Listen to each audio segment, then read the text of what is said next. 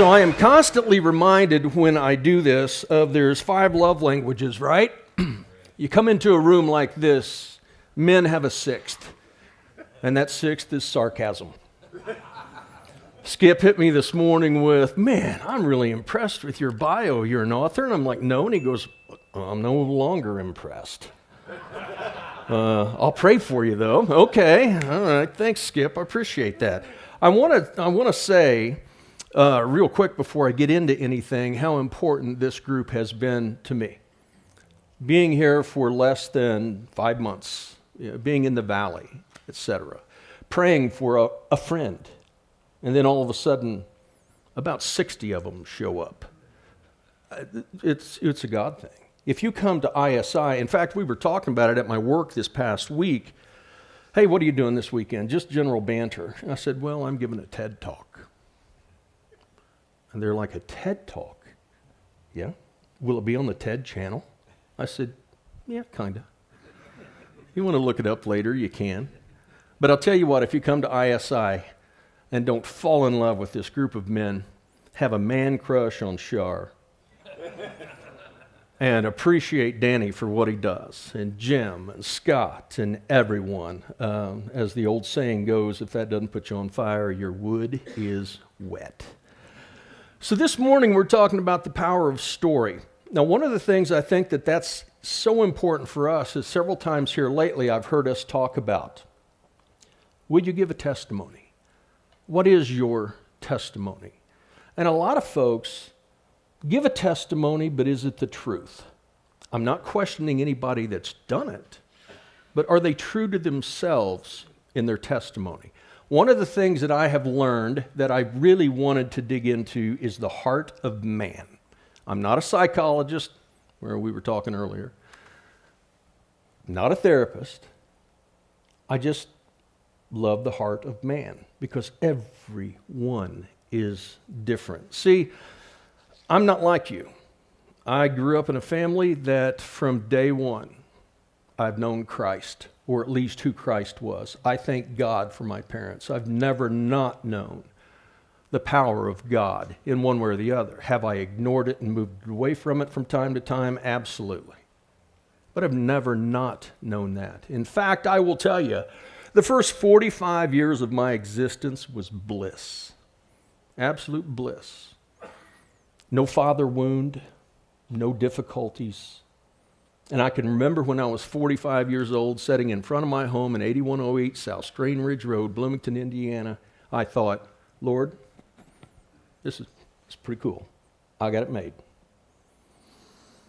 And then that still small voice comes in and says, grab on with both hands. It's about to change.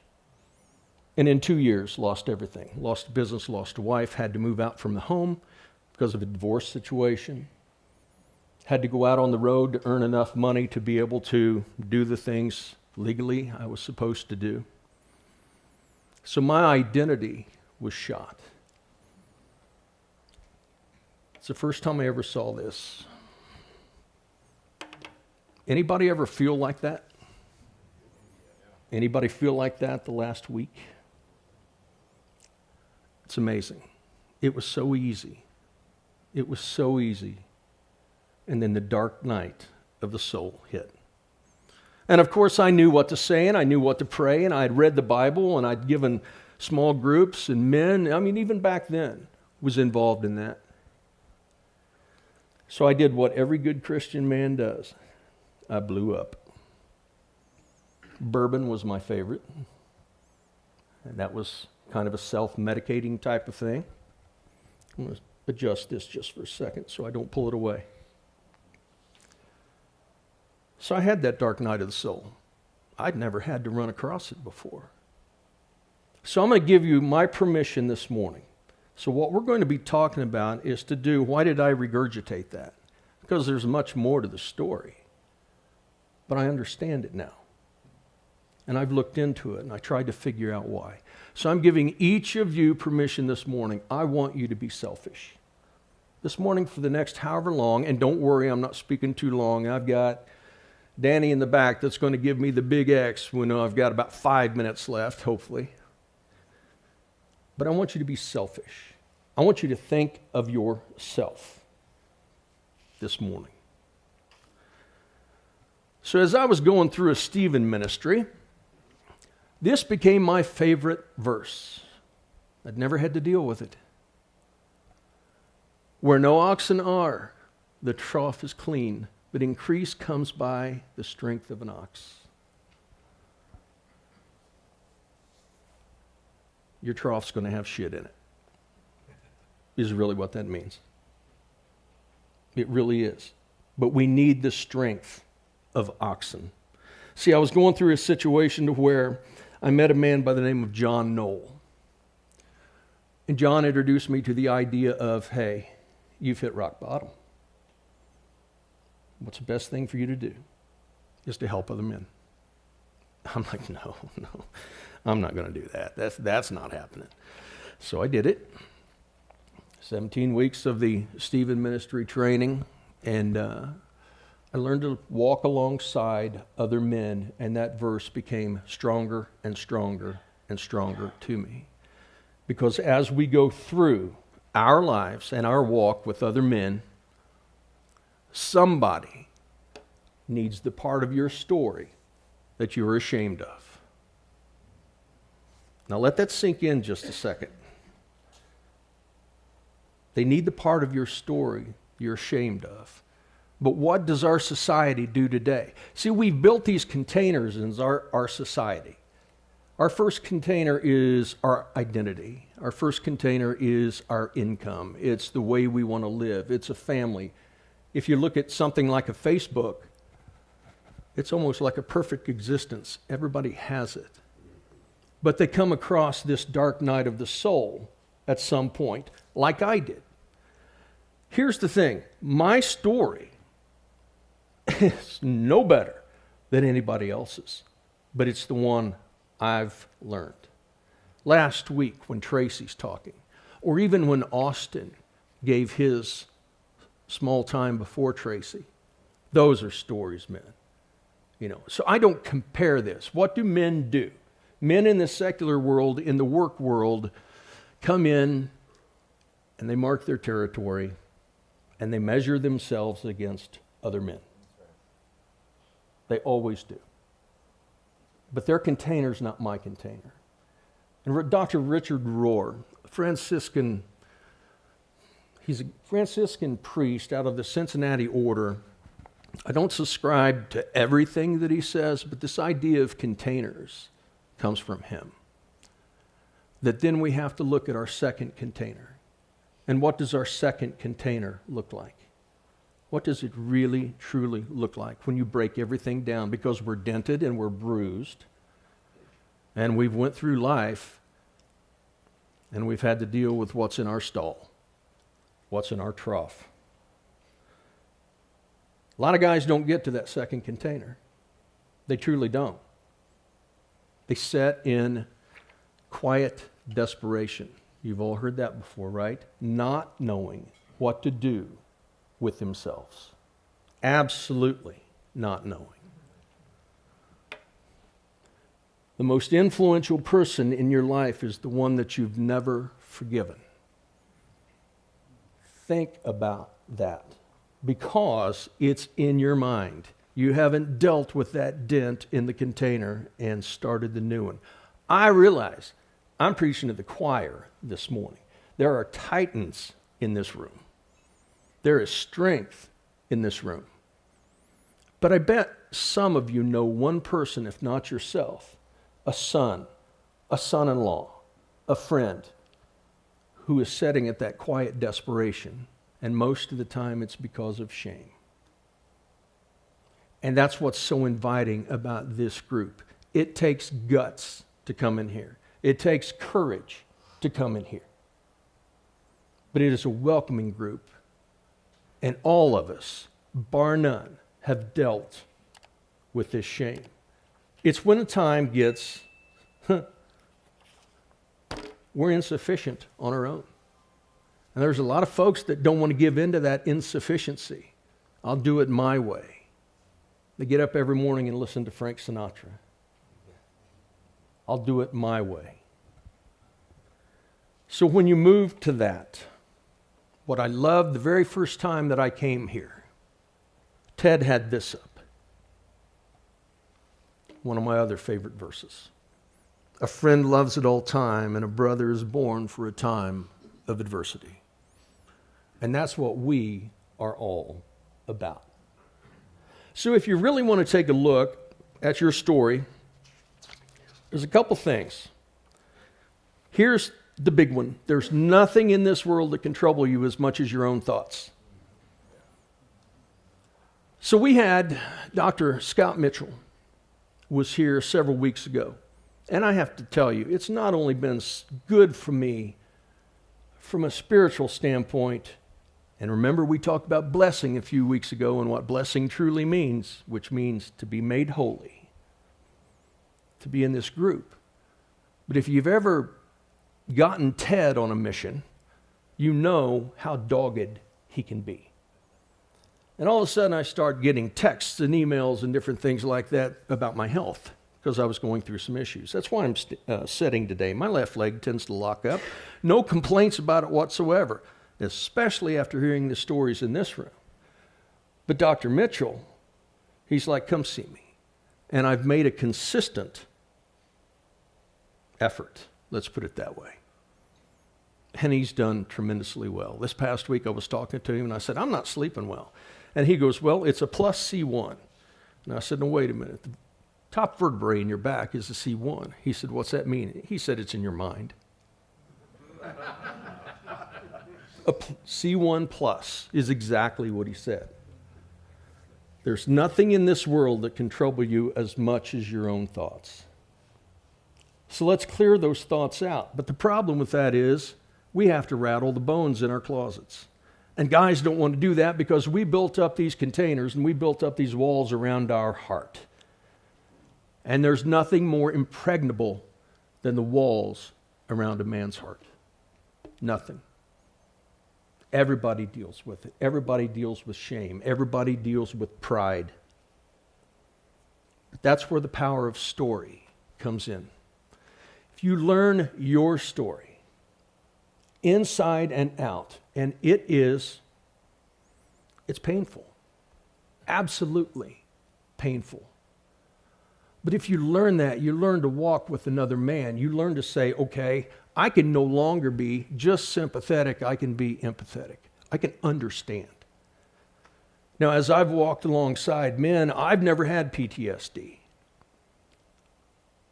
In that case, hey, can I get you some help? But I can pray for you. See, guys are really good at sniffing a fake. We are. We can really tell when someone's putting on the jam. It's the authentic story, the one that's important. So let's look at this. Be selfish and think about this. Your story. There is a protagonist who wants to be the hero. That's your protagonist in your story. So think of this as an epic adventure. Someone's making a movie of your life at the end. And let's write this story together. And all of ours are going to be different, so think of yourself. I want to be my protagonist. I want to be the hero. But the problem with that is, in every story, there's always an antagonist. Now, we've all been done wrong. We've all had difficulties. We've all had people come against us. I get that. Here's a problem with guys. Many times the antagonist in the story is ourselves. We are against ourselves. We are our own saboteur. That's where the rubber meets the road. And what do we deal with? So think of this epic adventure you're on. You're the hero in the beginning. Okay, you're flawed. I get that. You've got flaws. We all do. And sometimes we do work against ourselves and what's in our mind. But that's when we need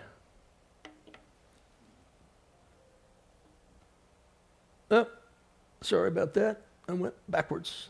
That's when we need the sage. Think Star Wars. Think Yoda. Anybody ever remember the movie Roadhouse? Okay? Who's the big dude with the big mustache, the older bouncer in that? Played by Sam Elliott. Think of him. The sage. Yeah, it's a weird example, but I'm weird, so I can live with it. Look around you. We have sages in this room, but there's always a sage and or a mentor. But who else is in your life? The skeptic.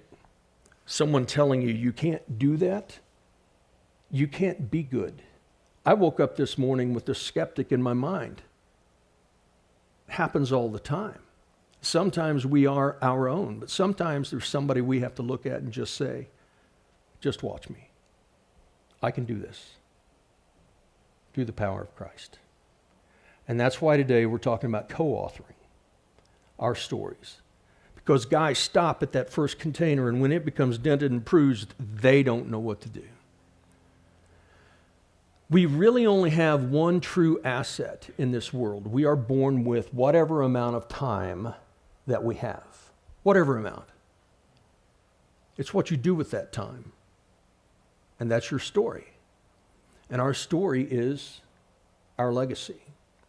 When I was a pastor, and I say was a pastor, guys, I'll tell you what, I told the folks back in Indiana, I feel called. I feel called to work with men. I feel called to either be a small group leader, work on the streets, do something.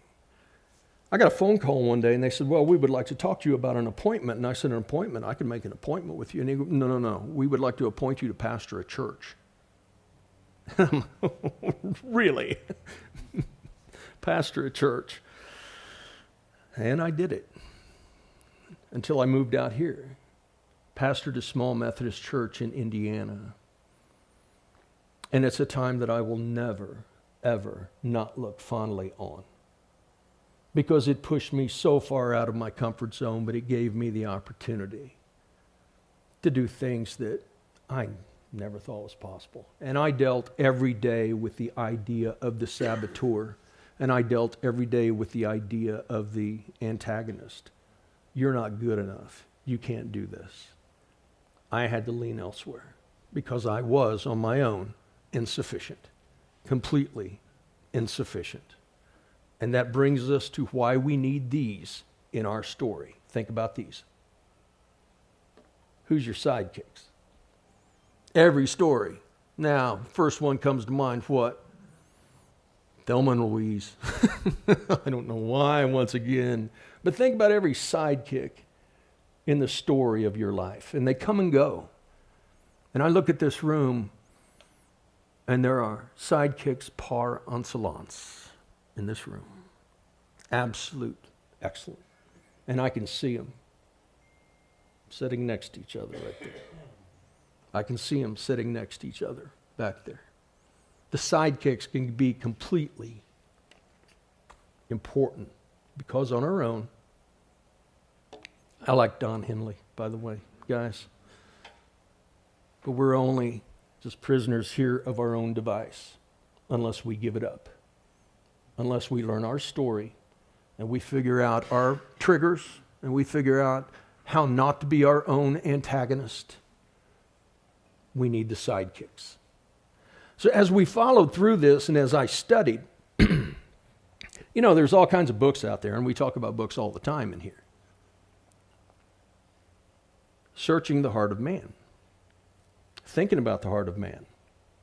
When I was a pastor for 2.5 years, I became known for, believe it or not, and I never thought this would happen, giving funerals.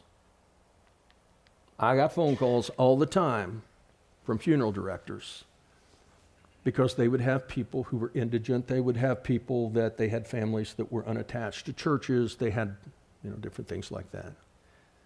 And I would do it.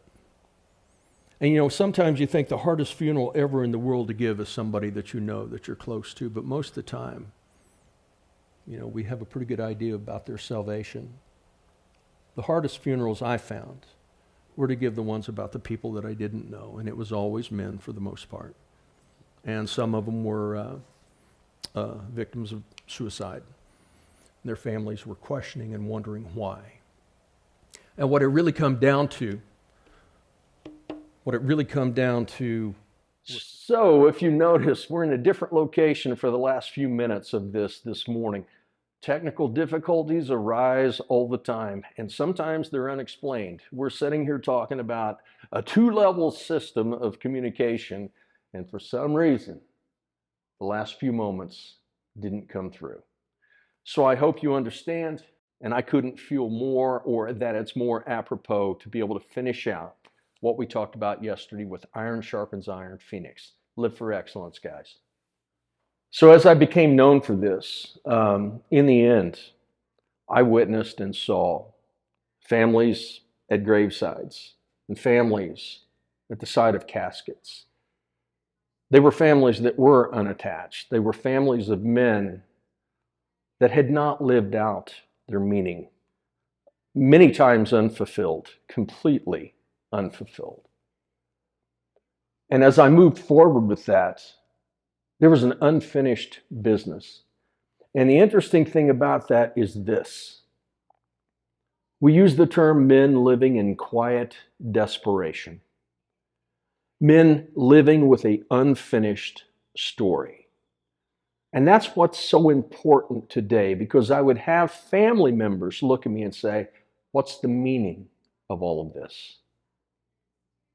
And it brings me to mind something. If you take a look at, let's say, the country of Austria, there are like 3 famous psychologists that come out of Austria. And when we think about man's meaning, that really in the end was all that mattered for their legacy. It truly was. So we have this guy by the name of Sigmund Freud. Sigmund, probably the most famous name in all of psychology. His whole idea was the pleasure principle. Man lives for pleasure. Well, the really cool thing about this is Sigmund had a cohort. In fact, somebody that worked for him on his research teams. That eventually, this gentleman, whose name was Alfred Adler, he said, no, pleasure's one thing, but man really searches for power. It's power. There was a young man that was associated with them both. In fact, Sigmund even turned his notes in to get him accepted to university and on his team. And his name was Viktor Frankl. And Viktor Frankl, after working for Sigmund and then once again being on the research teams of Alfred Adler, he went through Nazi concentration camps. 3.5 years he was there. He lost his wife, he lost his dad, he lost his mother. And he realized night after night, there's only one thing keeping me alive. And this is it. My search is for purpose. That purpose in a man's heart that he knows he's living for excellence. He knows he's living out the meaning and the purpose of his life. And that's what's missing in today's man. Your story relates very closely to what your purpose is. It will tell you that. And the importance of learning our story is for that legacy. It's for that understanding that we talked about earlier, the idea of empathy and sympathy and what my triggers are and different things like that. And Viktor Frankl moved forward with his idea of purpose. I highly recommend reading his book, Man's Search for Meaning. Talked about that earlier. I highly recommend it. See, one of the things as I realized, all of these folks, they went through their life, and in the end, their family was left with questions. We need to deal with those questions in our own heart. We need to look at living for excellence in our own heart. This is difficult when it comes to man, and we've talked about that earlier. Man has built that fortress. Man has built those walls. But we need to be able to reach out and touch. And I know, as I've talked about, I'm speaking to the choir today. I absolutely know that.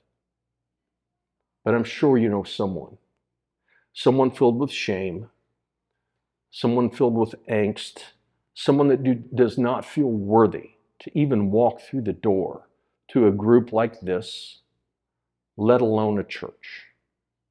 And that is the importance of something like ISI. ISI is a tremendous vehicle to move forward and bring guys in. But it's not only that, it's in our personal lives also. And we all have those. But as you move through your story and you understand it, I have one last thing. And it's actually a quote from T.S. Eliot. And it's a quote that means a lot, and I hope it does to you. It's called The Adventure. And I'm going to look down and I'm going to read this. I want to make sure word for word that we know exactly what he says. It is this, titled The Adventure. We shall not cease from exploration, and the end of all of our exploring will be to arrive where we started, and we will know the place for the first time. Understand your story, learn from it, and then tell it. Because God is our co-author, and He's inviting us to do our part. So I feel like this morning, the most important part is our small group part. As we get together as men and discuss this, I have 3 questions for you. They're going to be difficult. You may not verbalize it today, but I want you to think about these, and if you can, name it. The very first question is this: is there a part of your story that you have not unpacked and resolved? If so, can you name it? The second question is simply, what are your passions and delights as they make themselves known throughout your story? Because we need the positive. We need to see the passion. That passion is going to bring our idea of what's my purpose? What's my meaning? And then finally, if you remember earlier, how is your second container different from the first?